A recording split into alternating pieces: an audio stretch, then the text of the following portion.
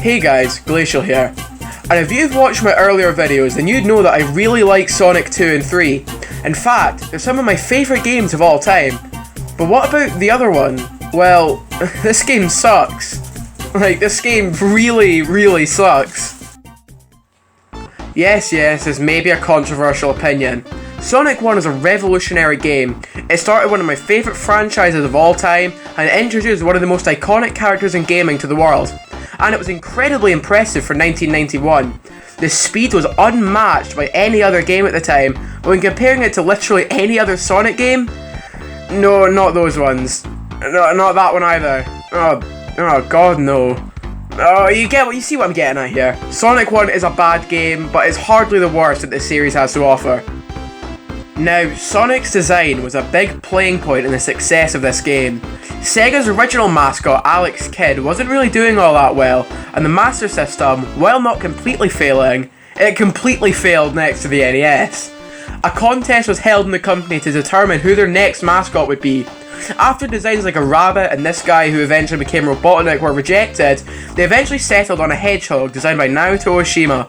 Sonic was really cool, with loads of attitude. Well, nowadays Sonic is seen as somewhat of the laughingstock of the gaming world, but when he was new, this was a really big deal. I mean, the only other characters at the time were this sewage-coloured man with no character, this green guy, and some other blue man. So a character like Sonic, who had real personality, was a big deal. Many ideas for this game came and went, like Sonic having a human girlfriend named Madonna, an idea that they never went back to, ever again. Or Sonic being in a rock band. Hey look, it even had an early design for Vector, neat.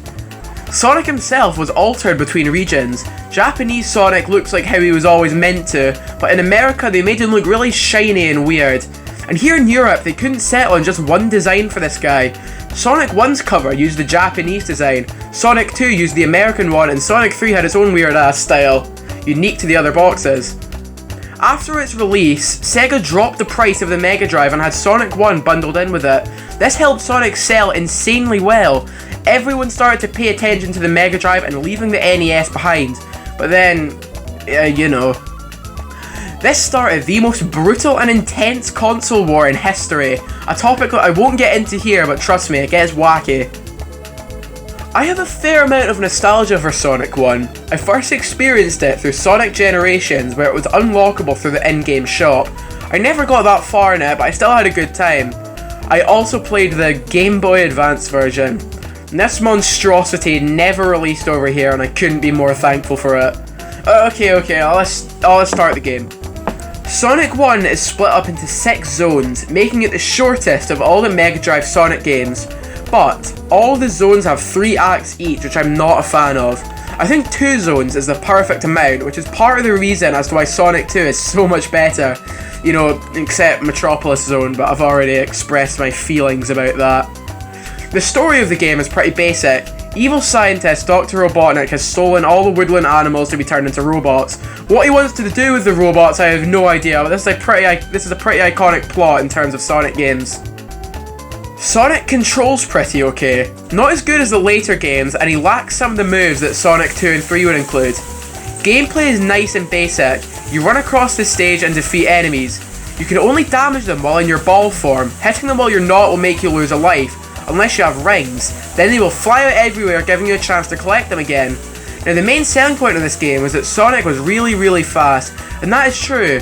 But as we'll see later, he can be lacking in speed in certain places, but we'll cross that bridge when we come to it. The game starts out with Green Hill Zone, one of the most iconic and reused levels in all of gaming. This stage is great, easily the best in the whole game. Your speed is used well here, and it showcases the main mechanics of the game perfectly. Visually, it's very appealing, very bright and colourful.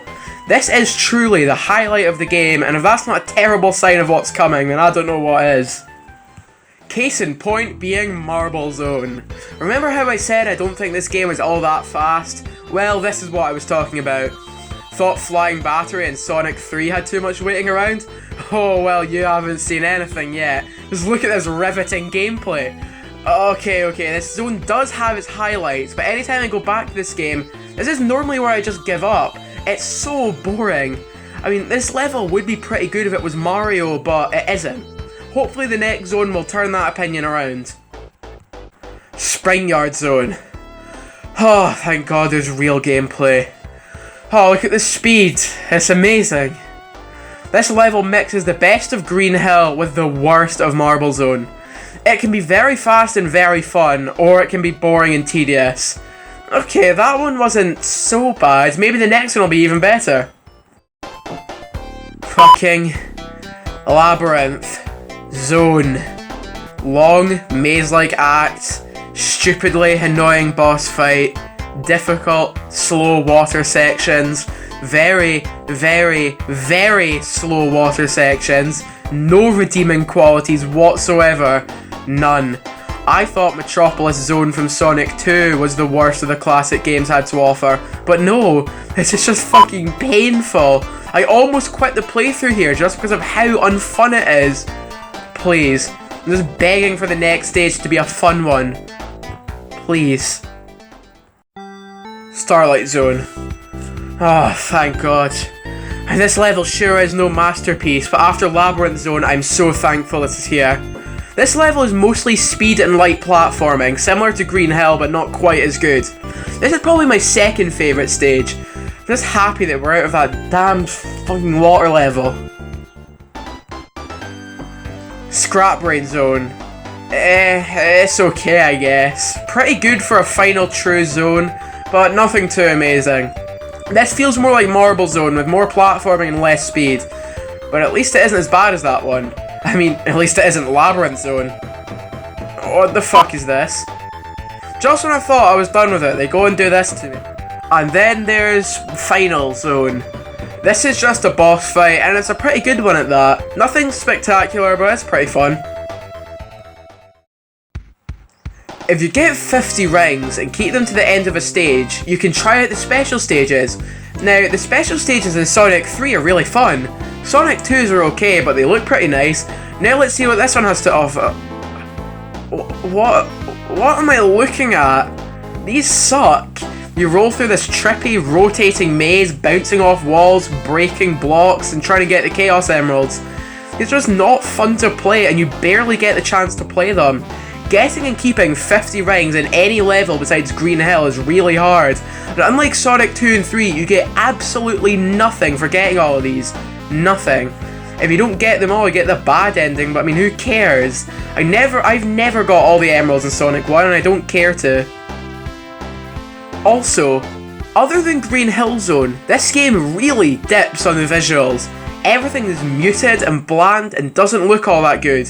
I mean, it doesn't look bad, but seriously, compare this to Sonic 2. That stayed bright and vibrant throughout the whole game, and it looks wonderful.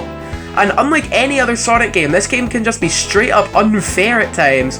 Bottomless pits where you don't expect them, wonky hitboxes, all that fun stuff. What makes this worse is that, like Sonic 2, if you get a game over, you go right back to the start. But at least Sonic 2 isn't completely unfair. All the deaths I had while playing this rarely felt like they were my fault, which I'm very glad is something that they changed in the later games. Well, that's Sonic 1. Overall, this game isn't as bad as I said it was. Is it good? No. Is it awful? No. It has some major flaws and some seriously bad sections that make the overall pacing slow down significantly. Anyway, thank you all so much for watching this video, and I'll see you all next time. Bye bye.